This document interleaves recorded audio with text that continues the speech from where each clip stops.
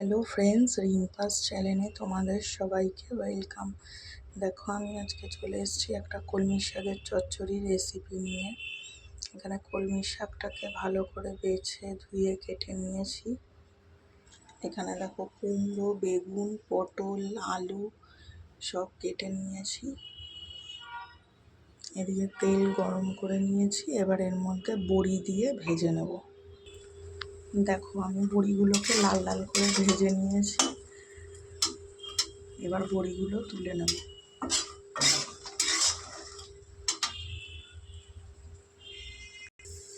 দেখো, এখানে আমি আবার সর্ষের তেল দিয়ে তারপরে এর মধ্যে 5 ফোড়ন আর শুকনো লঙ্কা ফোড়ন দিয়ে নিয়েছি। এবার কেটে রাখা সবজিগুলো দিয়ে দেবো। এই দেখো, সবজিগুলো দিয়ে দিয়েছি। এবার একটু হালকা ভেজে নিয়ে এর মধ্যে দিয়ে দেবো নুন, হলুদ আর দেবো একটা টমেটো কুচি। দেখো ফ্রেন্ডস, এর মধ্যে আমি দিয়ে দিয়েছি টমেটো কুচি, কাঁচা লঙ্কা চিড়ে দিয়ে দিয়েছি। এবার দিয়ে দেবো নুন।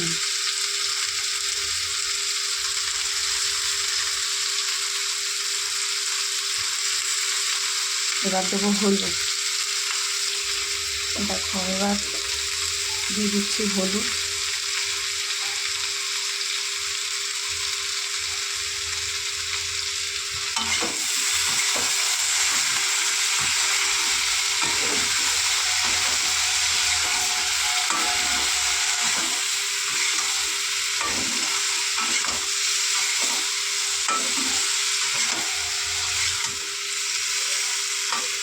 এটা একটু ভালো করে ভেজে নিয়ে এবার এর মধ্যে দিয়ে দেবো গ্রেট করা আদা। দেখো, এর মধ্যে দিয়ে দিয়েছি অল্প একটু গ্রেট করে রাখা আদা আর একটু জিরের গুঁড়ো।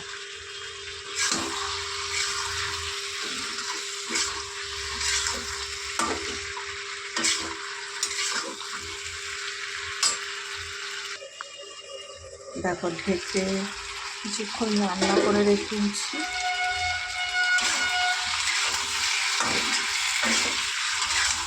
এবার শাকগুলো আমাদের দিয়ে দেবো।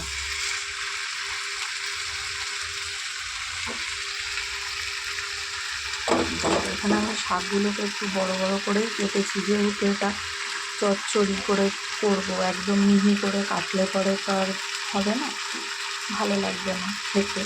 ওর জন্য একটু বড় বড় করে কেটে নিয়েছি। এবার এটা দিয়ে দেবো ওর মধ্যে। দেখো, এখানে সব শাক দিয়ে দিয়েছি। এবার এটা নেড়ে এটাকে ঢেকে রেখে দেবো কিছুক্ষণের জন্য।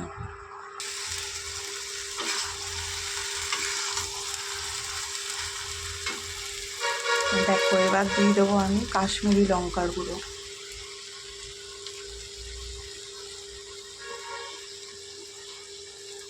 এবার দিয়ে দেবো একটু সবজি মশলা।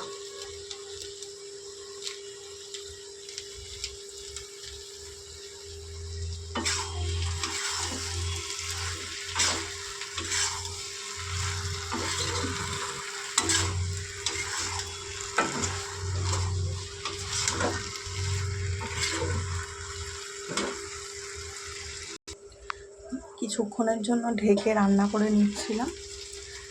দেখো,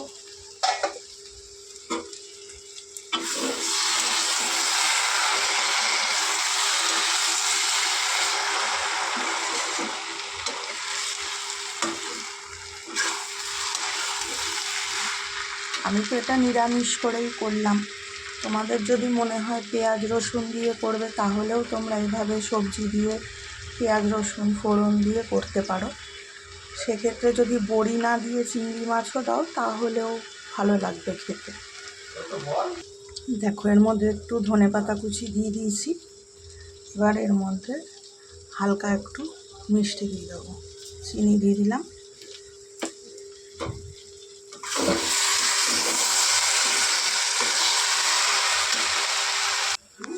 দেখো, রান্নাটা আমার মোটামুটি কমপ্লিট হয়েই গেছে।